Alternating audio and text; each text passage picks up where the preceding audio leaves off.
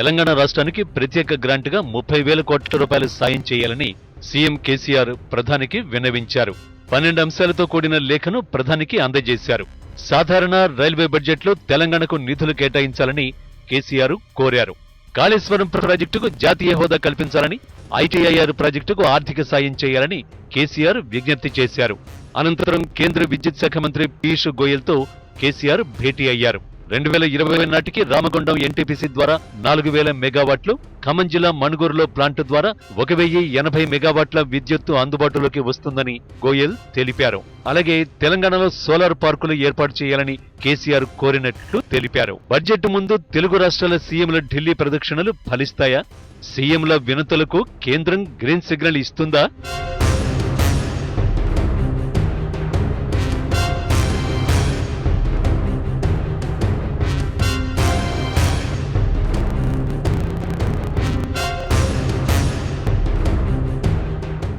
రాష్ట్ర ముఖ్యమంత్రి కేసీఆర్ గారు కేంద్రం నుంచి అనేక అంశాలపైన తెలంగాణకు సాయం కోరడం న్యాయం. ఎందుకంటే రాష్ట్ర పునర్వ్యవస్థీకరణ చట్టంలో చాలా స్పష్టంగా చెప్పింది ఏంటంటే 2 తెలుగు రాష్ట్రాలు, అంటే విభజన తర్వాత వచ్చిన 2 తెలుగు రాష్ట్రాలను అన్ని రకాలుగా ఆదుకుంటాం, అన్ని రకాలుగా సహకరిస్తాం అని చెప్పి కేంద్రం ఆ చట్టంలో స్పష్టంగా చెప్పింది. అయితే అప్పుడు యూపీఏ ప్రభుత్వం ఉండొచ్చు, ఇప్పుడు ఎన్డీఏ ప్రభుత్వం ఉండొచ్చు, కానీ పార్లమెంటు చేసినటువంటి చట్టం అది ప్రభుత్వాలు మారినంత మాత్రాన మారదు. ఇప్పుడు పార్లమెంట్ ఏమున్నది, మనకు బ్రిటిష్ కాలం నాటి చట్టాలు కూడా పార్లమెంట్ మార్చకపోతే ఇప్పటివరకు కూడా కొనసాగుతున్నాయి కదా.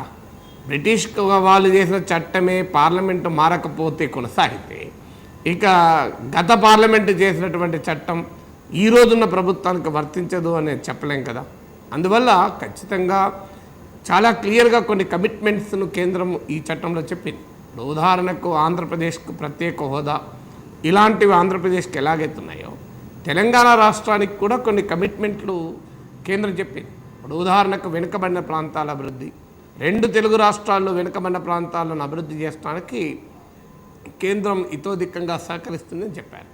కానీ ఇవాళ మీరు గమనించండి, అది కూడా ఆంధ్రప్రదేశ్ రాష్ట్రంలో ఉత్తరాంధ్రలోని 3 జిల్లాలు, రాయలసీమలోని 4 జిల్లాలు, 7 జిల్లాలకు కలిపి 50 కోట్లు, జిల్లాకు 50 కోట్లు చొప్పున మాత్రమే కేంద్రం కేటాయించింది. ఇక తెలంగాణలో వెనుకబడిన ప్రాంతాలకు అసలు కేటాయించలేదు. ఇప్పుడు తెలంగాణలో మహబూబ్ నగర్ జిల్లా ఉంది, అది శ్రీకాకుళం జిల్లా లాంటి వెనుకబడిన ప్రాంతం, అనంతపురం జిల్లా లాంటి వెనుకబడిన ప్రాంతం, ఆదిలాబాద్ జిల్లా ఉంది, రాయలసీమ జిల్లాలు ఉత్తరాంధ్ర జిల్లాలాగా వెనుకబడిన ప్రాంతం.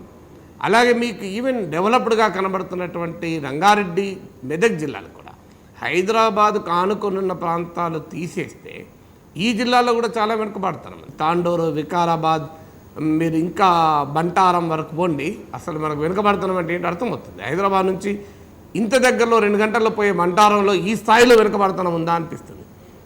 మీకు మహబూబ్ నగర్ జిల్లాలో మీరు షాద్నగర్ సమీప మండలాలకు వెళ్ళండి, ఇప్పటికీ ఒకవైపు అంతర్జాతీయ విమానాశ్రయంలో ఎగిరే విమానాలు కనబడతాయి, మరోవైపు మూఢనమ్మకాలు, దయ్యాలు, భూతాలు, పేతాలు, ఇలాంటి చేతబళ్ళు అన్న ప్రజలు నమ్ముతూ అనేక రకాల ఇబ్బందులు పడుతున్నది కనబడుతుంది.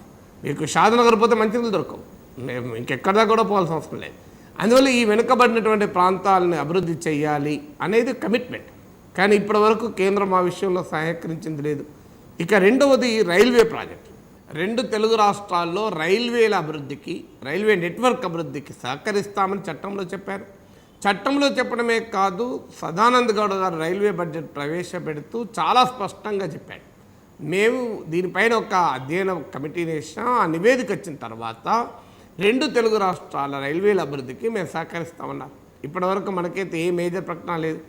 అందువల్ల ఇలాంటి అనేక అంశాలు స్పష్టంగా ఉన్నాయి. ఆఖరికి హైకోర్టు విభజన మనకు ఆశ్చర్యం వేస్తుంది. భారత రాజ్యాంగం ప్రకారం భారత ప్రజాస్వామ్యానికి 3 స్తంభాలు ఉంటాయి. ఒకటి చట్టసభలు, ఆల్రెడీ అసెంబ్లీ వేరైంది, తెలంగాణ అసెంబ్లీ ఉంది, ఆంధ్రప్రదేశ్ అసెంబ్లీ ఉంది. 2 ఎగ్జిక్యూటివ్ కార్యనిర్వాహక వర్గం, ప్రభుత్వాలు 2 వేరైన. దీనికి ఇక్కడ మన కేసీఆర్ ముఖ్యమంత్రి, అక్కడ చంద్రబాబు నాయుడు ముఖ్యమంత్రి అయ్యారు. ఇక మరి న్యాయ వ్యవస్థ ఎందుకు విడగొట్టారు? దీనికి కామన్ సెన్స్ కూడా చెప్తుంది కదా మనకు. ఎగ్జిక్యూటివ్ లెజిస్లేచర్ విడిపోయాక ఆటోమేటిక్గా రాష్ట్రానికి న్యాయ వ్యవస్థ కూడా విడిపోవాలి. మరి న్యాయ వ్యవస్థ ఎందుకు విడిపోవడం లేదు?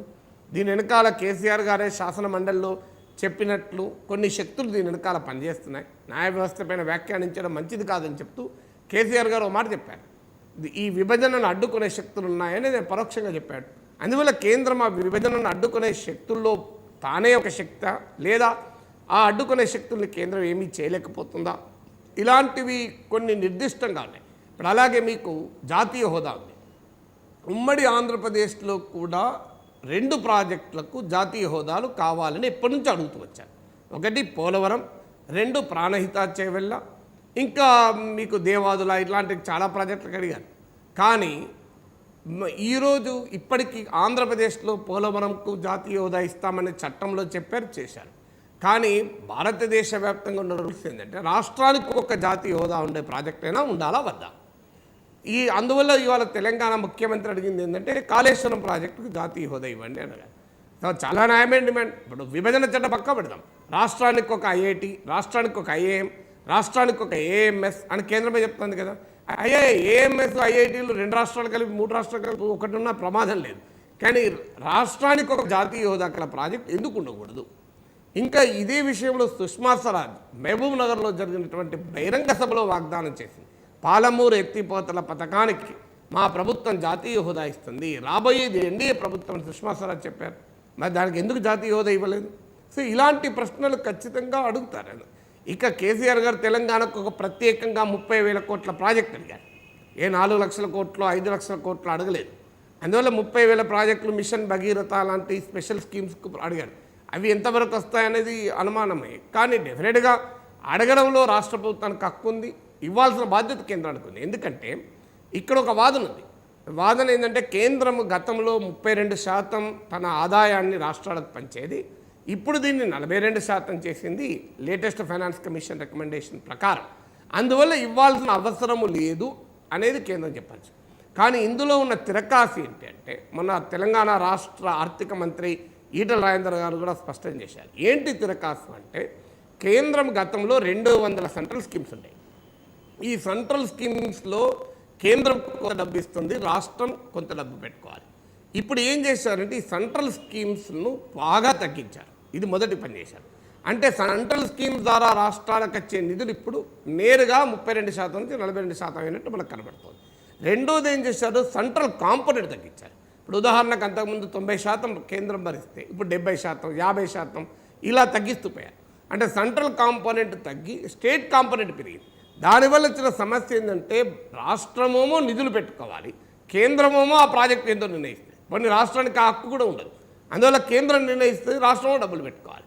సో ఈ రకమైనటువంటి చేసి 42-42% చేశారు. ఇది నేను చెప్పడమే కాదు, ఇటీవల రాష్ట్రాల ఆర్థిక మంత్రుల సమావేశము జైట్లీ గారు పెట్టినప్పుడు తెలంగాణ ఆర్థిక మంత్రి ఈటల రాజేందర్ గారు చెప్పారు. ఇది తెలంగాణ రాష్ట్ర ప్రభుత్వం అధికారికంగా ఇచ్చింది.